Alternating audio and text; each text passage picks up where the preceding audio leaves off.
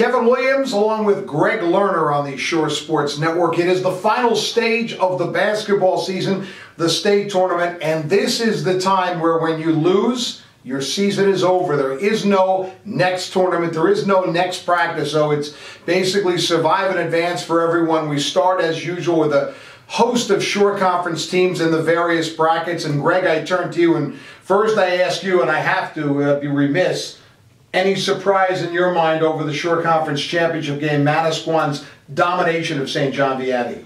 I was just talking to you and I was saying how I almost called you after the semifinals and said, can we do one more video? Because as adamant as I had been for the previous two videos about Vianney's tournament to win, I think it's Vianney's tournament, after watching those semifinals and Vianney needing that big bucket by Bellamy at the buzzer to beat St. Rose, and I know that Manasquan had beaten St. Rose in overtime too, but Manasquan looked like a different animal at those semifinals. And one particular beast amongst the animal being Darren Mabry.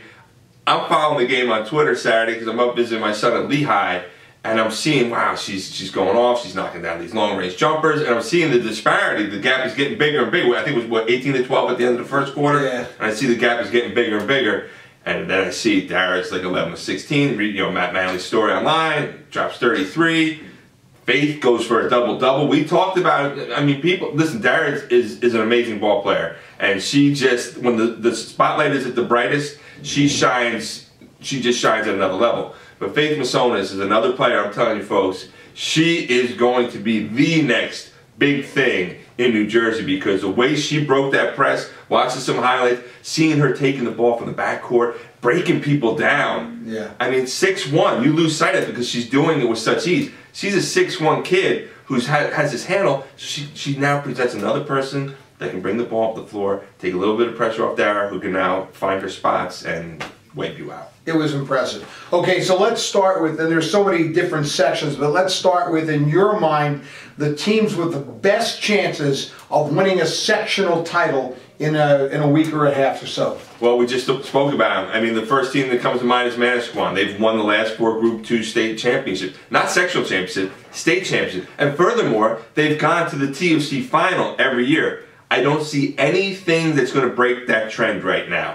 So I'm going out right now, I'm getting ahead of the cart, and I'm saying that Manasquan will be in the TFC final, and I think they might see Franklin. I think we might see a rematch. What Franklin did beating Rutgers Prep handily this weekend leads me to believe that the Warriors are starting to pick up their game at the right time, so you might get a rematch in that TFC final. I'll tell you what, Central Jersey Group 4, it really intrigues me, because Colts Neck won A North, beat Marlboro twice. So you would think, I'm going to say Colts Neck is the team, because it is a wide open field. East Brunswick is the 1 seed. I like Marlboro. For some reason, I like Marlboro. I thought they played Manchester really tough, lost to them by a point. They were up 21 to 3 or 21 to 2 against them in the first quarter. Things kind of unraveled.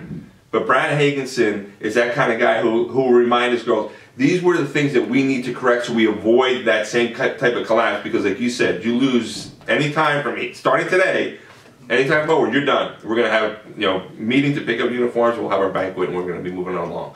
I like Marlboro a little bit in that spot. Like I said, I think Colts Neck can make a real valid case that they should be considered, the team to beat in that field.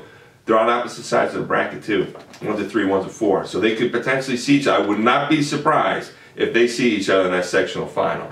I think that, that South Jersey A, you want to talk about a bracket of death with Vianney, St. Rose, and RBC. I mean, folks, they were all together in the same building last Tuesday in the semifinals. It gives you an idea how good they are. And as much as I've been talking about Vianney, I'm going to say right now, I think St. Rose has the potential to win that section right now. I think that, losing to Vianney the way they did on that last-second heartbreaker is one of those things, especially for a nucleus of seniors in Marsicano, Thomas, and Markham, that it's like, you know what? We got to get a little payback before we leave here. Before we graduate, we want to inflict a little payback. I would not overrule RBC in that picture either. Losing to Manasquan the way they did, I think yes, it exposes some things, but it's Manasquan. I don't know if anybody else could do that to RBC the way that Manasquan did. And RBC played Vianney tough. Lost to them by 7 during the regular season. And it'll be real interesting to see how Vianney picks things up. And then Manchester being the defending champion Group 2, I don't see any reason why they can't, win that thing again. And they're so young. Yeah. You know, that core of Kamari Reynolds, a sophomore, Dakota Adams is a junior, and Destiny Adams is a freshman. You sprinkle in Serenity Anderson. I mean, they've got all the pieces in place. And then I like Tom's River North's chances to win South Jersey Group 4. I know that Shawnees, Cherokees, Lenape's, all those teams are in the mix down there from the Olympic Conference. But I like the way they defend. I like the way they're versatile. I love when they get in their 1-3-1. I think they can create a lot of damage that way. Jenna Paul, Brielle Bisagno, Amanda Johnson, Christina Johnson. They have some depth to them. They can beat you with some perimeter stuff. They can beat you off the dribble. They can establish people inside. So I think they have the makings of a team that could potentially win. They fell just short last year. Yeah, and I think that goes a long way, man. When you have that, you know, you can see that piece of cake, but it's in a window and you can't reach it. If you get the chance to put a fork to that thing, you're going to eat. And I think Tom's River North eats this year. I know you sort of picked Marlboro as a dark, but give me another dark horse, a team that, if things just fell into place where they are in the bracket, you wouldn't be shocked if they at least got to a sectional final. Let's put it that way. North Jersey Section 2. There's two teams from the shore that are in North Jersey Section 2, Group 3. One is Middletown North, the other is Red Bank. I'm telling you, don't sleep on Red Bank. I just have this feeling about them too. Megan Murray's been outstanding this year as an offensive weapon. John Truhan's done a nice job of balancing the floor to make sure everybody on that floor needs to be respected as a shooter, whether it's Bridget Tobin, Megan Murray, Chloe Teeter. They've got a lot of assets offensively that if I'm too tight on you, then she's going to beat me. And if we double her, she's throwing over the top of us, she's going to find her, and she's beating me. They can beat you with their perimeter stuff. So there's another team, like, if you get a couple streak shooters that are knocking down threes, it's going to be tough to open it up.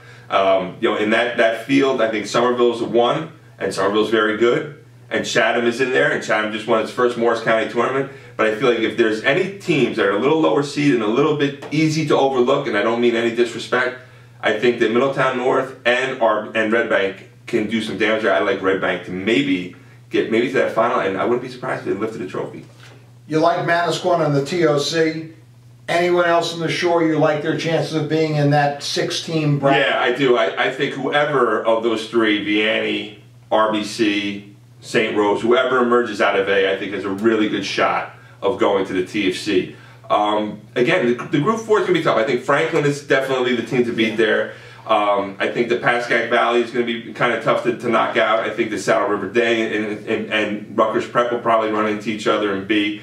But I do feel like there's a real good shot to get at least 2 teams into that TSC. What's new? Yeah. Do teams play tighter in the state tournament knowing that everything's an elimination game? It's the only time all year you have that. I think the teams that maybe can sense there's a very slim degree of separation in terms of the margin of error, they might play a little tighter. I think the teams that have this annual pedigree of getting to the TSC or getting deep into a state tournament, i.e. Manasquan, I don't think they're tighter. I think that they look at the opportunity, like, you know, now, like we talked about, they just came out of the short conference. It's the gauntlet. Now you're getting, it almost is like, I hate to say it because it sounds disrespectful and I don't mean to be, they can catch their breath now and then go into the state tournament. And because they're not seeing that like juggernaut, the number 2 team in the state, the number 4 team in the state, the number 16. They're going to see some teams that are the 16th seed in the field and are the 8th seed or the 9th seed. So that there's an opportunity to maybe recoup a little bit, recharge your battery to make a run. The other thing is the benches get a little shorter. You know, now so when you talk about maybe there's tightening of the ship a little bit, like, you know, instead of going 8, we're going to go 7 deep today, and we're going to be really sorry, you know, we have to really tighten this thing up. We're going to ask you to play some extended minutes. But those really good teams, it doesn't matter whether it's the TSC final or the first round. There's nothing about tightness. They come out there and take care of business. It is the state tournament. It is the last mountain to climb for all of the girls basketball teams in the Shore Conference. Greg says he thinks Manasquan climbs that mountain, gets to the TOC. A couple of others have shots as well. Of course, we'll check back with Greg next week. We'll have a better picture of who's left. It's survive and advance for everyone, and it all begins with the state tournament. For Greg Lerner, I'm Kevin Williams. Check it all out on shoresportsnetwork.com.